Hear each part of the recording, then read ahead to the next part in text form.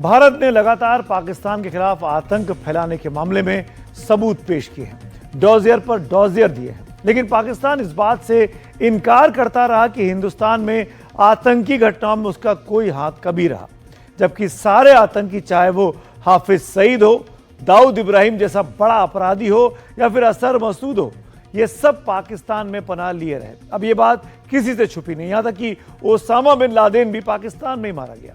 लेकिन पाकिस्तान के top leader ही जब तब बोलते रहे हैं कि पाकिस्तान के लिए आतंकवाद को पनाह और बढ़ावा ही उसके लिए डिफेंस सिस्टम है और वही उसकी कूटनीति भी है। ये दूसरी बात है कि उन नेताओं को अब ये समझ में आता है कि आतंकवाद को संरक्षण देने की बहुत बड़ी कीमत पाकिस्तान को चुकानी भी पड़ी है। हालांकि आज की तारीख में पाकिस्तान के नेता अतीत की गलतियों की बात कहकर अपनी जिम्मेदारी से पल्ला झाड़ रहे हैं, जबकि आपको हम बता दें, आज की तारीख में भी जो दुनिया के मोस्ट वांटेड आतंकी हैं वो पाकिस्तान की इन्हीं गलियों में, इन्हीं सड़कों में ऐशो आराम से रह रहे हैं, जो लगातार भारत बोलता रहा। जैसे अभी हमने शुरुआत में दिखाया कि लाहौर के मियां मीर कॉलोनी में हाफिज सईद रहता है और दाऊद इब्राहिम का एड्रेस भी कराची का है। ये सारी दुनिया जानती है। पाकिस्तान के नेता कितना भी डिनाई क्यों ना करें, लेकिन आज के नेता भी उतने ही जिम्मेदार हैं इस आतंकवाद को पनाह देने के लिए।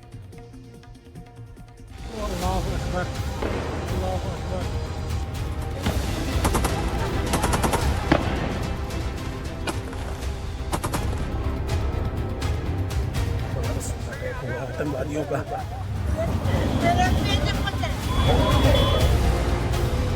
यही वो आतंक है जिसे पाकिस्तान पालता पोसता है।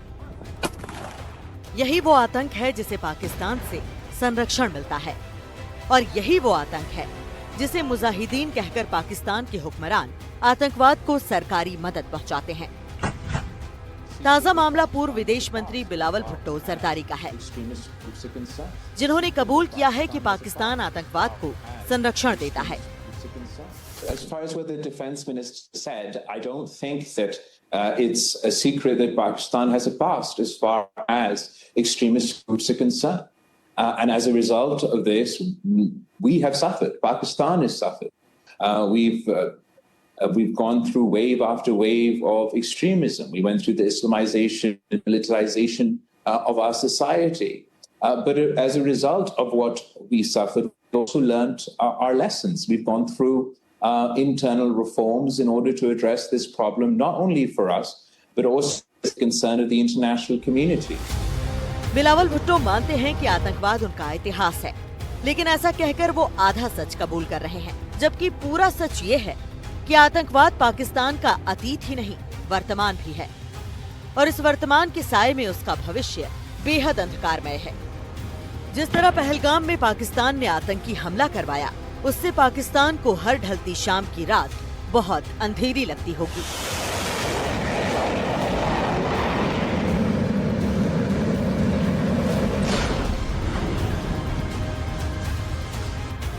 इस साल जनवरी में IMF ने पाकिस्तान का आर्थिक विकास दर 3% रखा। पाकिस्तान में महंगाई 38% से ऊपर पहुंच गई। आलम यह है कि आज पाकिस्तान में 40% से ज्यादा लोग गरीबी रेखा के नीचे जिंदगी गुजार रहे हैं। बेरोजगारी दर 8% तक पहुंच गई है, जबकि बिगड़ते आंतरिक हालात के कारण विदेशी निवेश नीलबटे सन्नाटा है। कई इलाकों में 18 घंटों तक बिजली न रहने से उद्योग धंधे बंद हैं।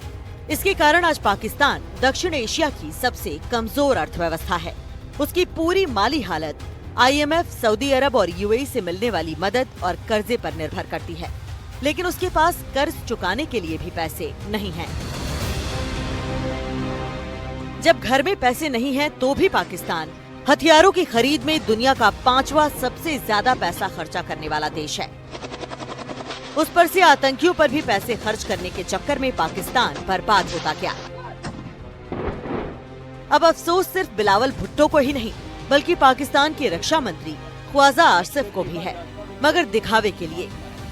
Well, we have been doing this dirty work for United States for about 3 decades, and West, including Britain. 1971 में भारत के हाथों पाकिस्तान को मिली करारी हार और उसके 2 टुकड़े हो जाने के बाद पाकिस्तान की ये ताकत तो नहीं रही कि भारत से आमने सामने 2-2 हाथ कर सके। तो उसने छद्म युद्ध के लिए आतंकवाद का सहारा लिया। उसके बाद से पाकिस्तानी आतंकियों ने भारत में बेगुनाहों को अपना निशाना बनाया। वक्त ऐसा भी आया कि पाकिस्तान के राजनेता आतंकियों के साथ बैठकी तक जमाते रहे। ये तस्वीरें 2019 की हैं, जब पाकिस्तान के गृह मंत्रालय के जूनियर मंत्री शहरयार अफरीदी आतंकी संगठनों के सरगनाओं के साथ गुफ्तगू करते दिखे।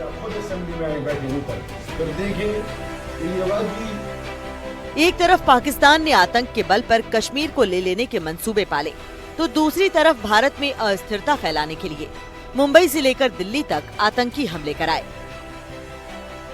पाकिस्तान के पूर्व राष्ट्रपति परवेज मुशर्रफ ने खुद उन आतंकियों को अपना हीरो माना था। पाकिस्तान के हक में यहाँ इंट्रोड्यूस की सोवियट्स को निकालने के लिए। ठीक है। हम मुजाहिदीन लाए पूरी दुनिया से, हमने तालिबान को ट्रेन किया, उन्हें वेपन्स दिए, उनको अंदर भेजा, वो हमारे हीरो थे।